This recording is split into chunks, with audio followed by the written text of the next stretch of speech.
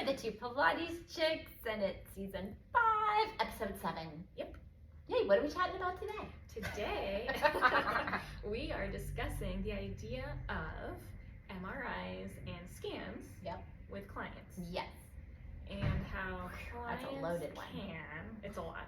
Clients can come in with some new images that they just got done, and maybe some new diagnosis, and have a lot of fear around anxiety. Yeah, lots of anxiety around these new words that they're told by their physicians, like tear, labrum tear, rupture, degenerative disc, herniated. Yeah, all these things that sound scary, slipped, torn, these things that or the ones where it's multiple things, right? Oh yeah, like multiple, and they're like, oh my gosh, all this stuff is wrong. They're looking at this whole list of findings from this MRI. And so I think it's important for teachers to be aware of what MRIs mean. And what they're actually saying. Because that's the other thing. You and I had a discussion because I had a new client that came to me that sent her MRI from 2005, from, all this stuff. And the way sometimes these MRIs are worded, if you because I'm like, well, that's just this huge word. I don't know what this is. I don't understand this. I don't understand this. And if you just type in, you're like, oh, well, that's just a minor whatever. Yeah. It's not. It sounds really scary. Yeah. In a lot of the verbiage. Yeah, and it's definitely important for clients to talk to their physicians about their MRI. Yes. But with my background, sometimes I'll just ask my client to send me their report if they're comfortable with it, so I can see it myself. And so it's not coming just from my client. Yeah. Because I need to see the actual words that are listed. Because hopefully the imaging. Yeah. Sometimes you can. Yeah. And the report it's super helpful to see it. And again, not everybody is versed in reading an MRI. Of course, it's not our job. It's not in the scope of Pilates teachers. No. But it can be very helpful to see the information. And like you're saying, for the client, it can sound very scary and very intense, and it's a lot of words, and it's very frightening. But then, a lot of the things you'll read, and it says, no remarkable findings. Yes. And my clients are like, why not? I'm like, no, that's good. That's good. That's a good thing. No, you're good okay. thing. No remarkable And findings. a lot of it is normal aging. Yeah. And there can be no pain. The person has no pain, and then all of a sudden they find out, oh, I've got a herniated disc here, or I've got a and it's but they're not in pain. There's no pain. Yeah. And so that's the tricky thing with imaging. If there are new or worsening symptoms, then it can be helpful to get imaging done to just kind of see what's going on. But then at the same time, let's say this person has pain in their hip, then they have all of these things that have come out on the MRI, and the majority of them have nothing to do with this person's pain, that they've had these findings, they've had that for a long time. There can be chronic conditions that have no pain associated. There can be people who have had a bulging disc for decades and have no pain, and then somebody might not have a bulging disc and have a lot of pain. Yep. Yeah, it's like we said, there's no black and white in terms of, and we've talked about this before with pain, is one person's tolerance and another person's tolerance. Very different. Very different. And the same thing goes with fear and anxiety. It's some people get that MRI and it decreases them and it starts to define them. Yes. And what they can and can't do. Yeah, because then they're like, okay, well, I have a torn labrum. That's me now. Yeah, that's me now. This is me. Yeah. Which is not what we want from our clients. No, it's important. In their lives. It's important to understand and to know what's going on. Again, if there is sharp pain, sudden onset, burning, tingling, radiating, any of those, that is important to check. Definitely. And if there's new or worsening. But for the majority of clients, for the majority of cases, movement is beneficial, and it's pain relieving. It helps conditions, of course, the right type of movement, and so it is helpful to know what's happening. But it's really helpful to talk to a client about this and say, a majority of people over a certain age will have these findings in an MRI. Yeah. Most images you see will have some sort of spinal degeneration, maybe a little bit of stenosis, herniations. Yeah. Especially when you get into them more commonly into the lumbar. Yeah. I mean, that's just the most weight bearing. Makes sense. It happens to, you know, as people age, especially if they've had a lot of impact or whatever. It is what we tend to see in a majority of MRIs, and like we said, it doesn't necessarily mean the person will have pain just because you have those findings in an MRI. It doesn't mean the person will be limited or have functional limitation or have any change in their life, really. Right, and then you also have, like, let's say, like we were talking about, where they have a pain and that's why they get the MRI, and it is, you know, a herniated disc and whatever, and it's affecting a nerve, whatever's happening, and that doesn't mean that and I'm just generally speaking, that doesn't mean their whole life is going to be in this pain. Hopefully with Pilates we can create and get some type of getting, but of course there's going to be flare-ups maybe, because maybe it gets, you know, back into that nerve again, but helping the client understand that this isn't the be-all end-all. Like they don't necessarily have to be in pain for the rest of their life. And they're not defined by this injury or this pathology. They're not broken. I mean, and then we see that, like, often pain isn't coming from that source of tissue that is degenerated on the MRI. It's not. So it's not that root cause. And it's, I mean, unfortunately, it's not that easy to diagnose just from an MRI. No. So while, I mean, and Pilates teachers should never be diagnosing. No, we never diagnose. No. So that is not in our scope of practice. Not in scope, but depending on what the physician and PT says that the client's working with, they should definitely be diagnosing something based on the imaging and the functional levels of movement and pain levels. So, so diagnosis will definitely not be just from the imaging, and that's also helpful for clients to know. Right, and because it kind of goes into the whole kind of the work of Pilates in terms of that it is to the individual body in front of us, and someone can have the same imaging, meaning the same kind of disc issue at the same point in their body. But they're going to be moving different, their tolerance will be different. Pain level will be different. So there's no fix, this is how we go. And that's, I mean, there are tests, like there's research done where they show like a bunch of physicians all these different MRIs. And you'll see a whole bunch of patients. Let's say all these patients have back pain and all these patients don't, and they just blind study, like give the imaging to the physicians, and they're like, okay, which of these patients have pain? They can't tell just based on the imaging. Because you will have, like you said, you'll have somebody with, let's say, a herniation at the exact same spinal level, you know, for the exact same number of years. One person has no pain and one person is in severe pain. And it just really depends on the individual, which is why we were talking about earlier how pain is just information. Scans are just information. They don't define. Right. MRIs are just information. Like for me, when that client sent, the new client, who by the way was lovely, I love her, it was fear. I was new to her. She was coming from PT. She was referred by our friend Cindy. And so she just wanted to make sure I knew exactly, well, in her mind, all her limitations. What she thought of as her limitations. As she thought. And I was like, this is great. Let's get you in the studio and see how we go, how we move. And what she realized, we worked out, and that's the other thing, is you need to help them understand they're not broken. So she actually worked out, and then she's like, wow, it just felt so good to move again. Because she'd been in PT, which of course they're dealing with those issues, and we're not PTs. And so we were moving, but knowing what her, you know, I was going, with her and her movement. But we just have to make sure we don't treat them like they are broken. Right.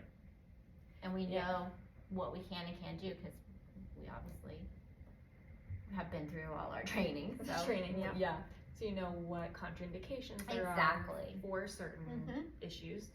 But yeah, just letting somebody move in a safe and effective manner. Exactly.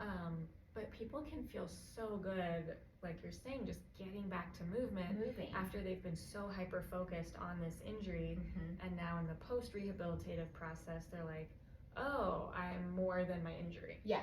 I can do more than I thought I could, because that's so freeing. So much. And then it opens up that whole, she's like, oh, I could go back to doing this, I could go back, and I'm not talking about like anything weird or off the charts, something crazy.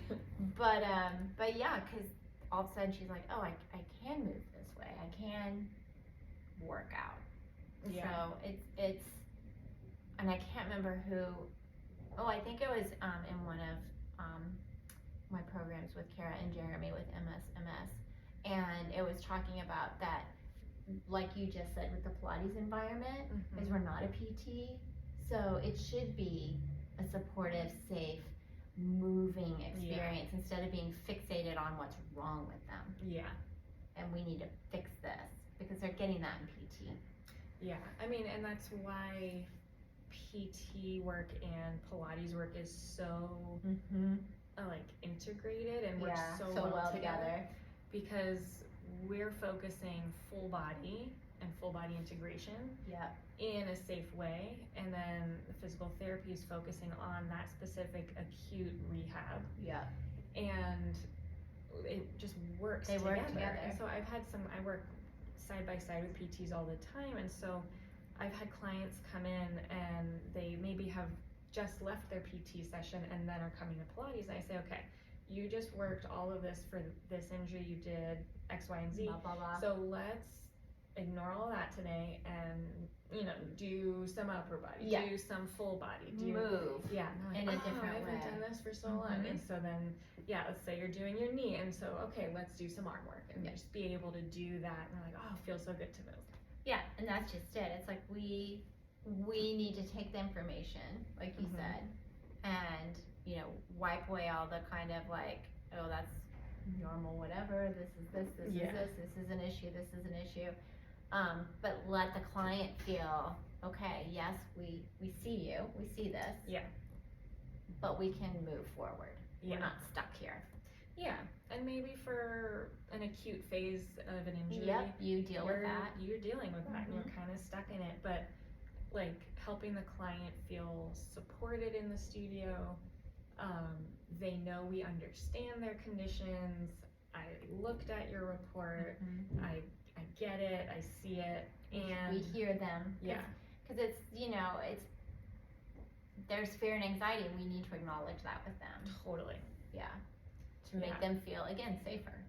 To make them feel safer. And I mean, when they feel safer with us, when they start to trust us and the studio and the movement, that just helps them feel better in general. And if you feel like you're in a safe space, the body literally does relax, which does actually help healing. Yes, so it's not all like, well, you're not guarded, you're not in that like fight-flight response. And you can actually work better when you can kind of like take that down a little bit, calm into the space.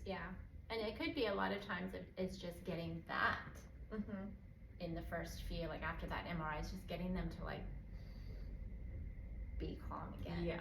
And to kind of get rid of all that.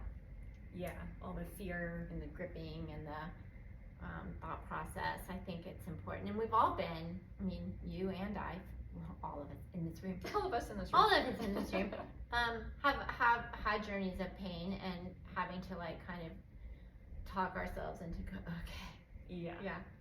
And I've thought before, when I'm dealing with my own flare-ups of old injuries, where I'm like thinking about it from a client's perspective, where I'm like, I know all the stuff that goes into this, and I know the body mechanics and the rehab stuff behind it, but if I didn't, and even knowing it's scary, and it's frustrating. Yeah, and that's just it, because like, well, yours has been like where you couldn't move, right? It's like such pain.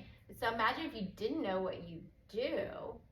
Because I've had clients that, I had a client that I got her because they were on vacation and her back went out, and it never had before, and she had to like crawl to the back. I mean, it was awful, and I obviously didn't get her at that point. She recovered. But I mean, she thought she would never be able to like move again in a normal way. Yeah, to move fully, because it can take time. I mean, it really does. And to be out of pain. Yeah, pain can be lingering, and it can come back. Flare-ups happen, and I tell clients that like just because you have, especially in a chronic condition, but also things that are more just like kind of one time and done. I mean, you still have flare-ups that can occur, and there's a couple steps back, couple steps forward. It happens. It happens. Just, and I tell them this too. It's like you can maybe have done something with no issue, whatever, before, and then all of a sudden it flares up, and that's out the window, and it's like, it's okay. Flare-ups happen, and it's frustrating, it's scary, and we need to remember that for our clients, because I think a lot of, and I probably said this before, my teacher said, I'm bringing him a lot up in the last 2 sessions, but he talked about, as teachers, with our own injuries, it helps us relate to the clients. And if we've never been injured, it's really hard, because you don't, I mean, it sounds, kind of snotty or whatever, but you really don't understand. You think you might, but you really don't, unless you've been in pain like that, where you think, is this it? Is this my life? I mean, it's true, like, being in that level of limitation and restriction and just severe pain, where that's like the only thing you can think about, and like, how do I get through the day with this injury and this pain? Will it ever end? Will I ever be normal again? Being a practitioner in this field, like, it is very helpful to have experienced that at some point in some way. Not that we're wishing that. No, I was just saying that too. But I mean, it is like, when we do have the frustration of dealing with an injury, it is helpful for us in this work, because it does help us understand and empathize and like embody what that means to be going through that. That I think really helps in working with clients. I tell that to my students, because some of them have had injuries or get upset because they can't do something because it will cause pain or whatever. And it's like, don't look at it as like this broken thing that you have, but that your clients are gonna go, oh, you understand me. You understand what I'm talking about. Completely. And just because we teach Pilates does not mean we have to be able to do absolutely everything. Right, or be perfect in any of it. And there's certain movements that don't work for certain bodies, and if we have certain movements that don't work for us, then we know that they're not going to work for certain other people. And so you understand why somebody is either afraid of something or can't do something. Exactly. It's just helpful to understand. It's like, it just makes you more empathetic. It does. With your clients, and they see that. And I remember someone said to me once, it's like, when you're like, I'll do something like, kind of mine, and I'll be like, okay, well, when my knee was acting up, and it was like, I had a new student, it's like, okay, double, kick, so my leg wouldn't kick, and it's like, okay, so right now, you see this knee is not doing this, but then, it's like, and they're kind of like, I don't know, it makes you more human as well. Definitely. And it makes you more relatable in terms of them not feeling so much fear or anxiety. Even for somebody who doesn't have pain coming into the studio as a new client, it's overwhelming, like, oh, I right? have to be perfect. It's like, oh, look at this, oh my gosh, and then, yes, if we sometimes demo something, we've done it like a million times, so they're like, oh, you made that look so easy. But it's like, they're like, no, but well, I've practiced it a lot. And other things I can't do. But I'm just not going to show you them. You don't get to see them. knows? Nope. Yeah. But it does make you more aware of when that client comes in, that with that MRI, I had one today which is kind of off, but kind of the same as she came in and she said, oh, I found out I have osteoporosis in my hip, so we gotta be careful and not break me. Yeah. But this woman does yoga and squat. It does all these things, and it's like, I know she's gonna keep doing them. Yeah. I'm like, oh, And she should. and to she should stay strong. to stay strong. And I'm like, don't worry, we're not gonna break you. And then she was fine. Yeah. It was like I didn't like obsess about it and go, oh my gosh, it's like Be careful with be this. careful with Yeah. this. It was like, okay, don't worry about it, but it's good information. Yeah. Now I have it, which I didn't before because she Yeah. just had it done. But yeah, it's like we don't want to go, oh my gosh. Yeah. Definitely, as a practitioner, we do not want to do that because that will then make the client be afraid. More fearful. Yeah. Yeah, and even if you don't understand, like maybe you're a new teacher that's not as experienced and haven't dealt with something, it's like still just kind of stay calm. You can always do your research. Exactly, yeah. And I used to do that as a new teacher. I would just kind of fake it enough to make the client feel comfortable. Be like, okay, that's fine. Your precautions and contraindications that you had learned. Yeah, So your own, you know what's likely safe, and then you go real safe. Right, yeah, just be safer in that, that first session with that, and then write it down, do some research, and become more comfortable with it. Of course, if there's a condition we're not comfortable teaching, refer out. Yeah. But the idea is to try to make the client feel more comfortable because the majority of findings in an MRI and scans are not where the pain's coming from, and are a lot of the things are not problematic. Right. Or it is like normal Degeneration. aging. Yeah. Crap we have to put up with. Yep. That's what it is. Yes. But I feel like it just understanding the anxiety and the fear.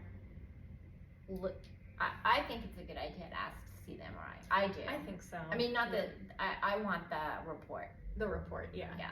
I think it's helpful to see the report, because most clients don't have a background in anatomy or movement sciences, and so what they're telling you that the physician told them, who knows? Who knows?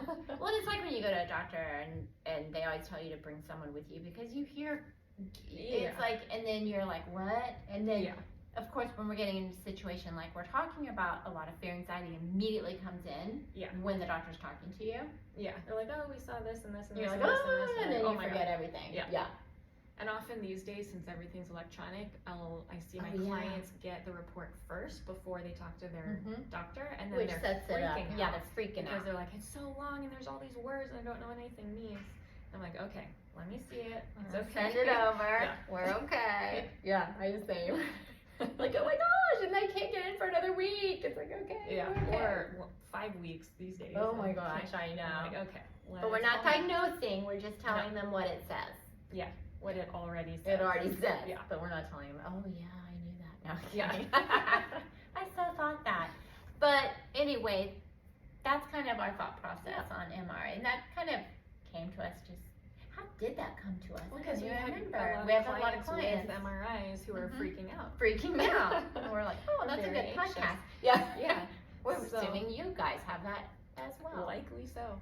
And if anybody has questions about looking at MRI reports or your own questions around that and how to deal with it and stay within scope of practice. Yes, very important. Let us know. Reach out. We'll be happy to mentor. And it's also really important, and we'll just end on this and then get to our sponsor, is to really, when you do your research, when you do Google, is that you're really getting updated scientific information. Updated. Because anyone can post anything on the internet. You're not looking for an opinion piece. No.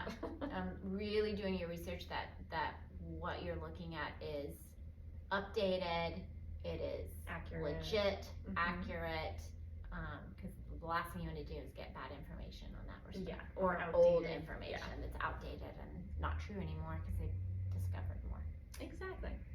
And who's our sponsor? Yes, it's us. We are our sponsor. concert, 2 Pilates Chicks, May workshop, May 18th. Here in LA, 4 CECs, and you can check it out on our website at PilatesChicks.com. Or follow us on Instagram at 2 Pilates Chicks, and we have more information there. Or, like you just said, email us. We're happy to send you information. We do kind of have the space limited because we want to make sure everyone gets the most out of it. Nice, small, intimate group. Yeah, so just check it out on our website, and you can look at all what it's about and what you're gonna learn and explore, and we're super excited. Yes. Yay! So thanks for listening, and we'll chat next time. We'll see you next time. See you next time. Bye. Ooh, that was good. Woohoo! Woohoo! Good, 'cause I have to pee. Good. Oh, did I not turn that off? Nope. Okay. I don't think it is turning off.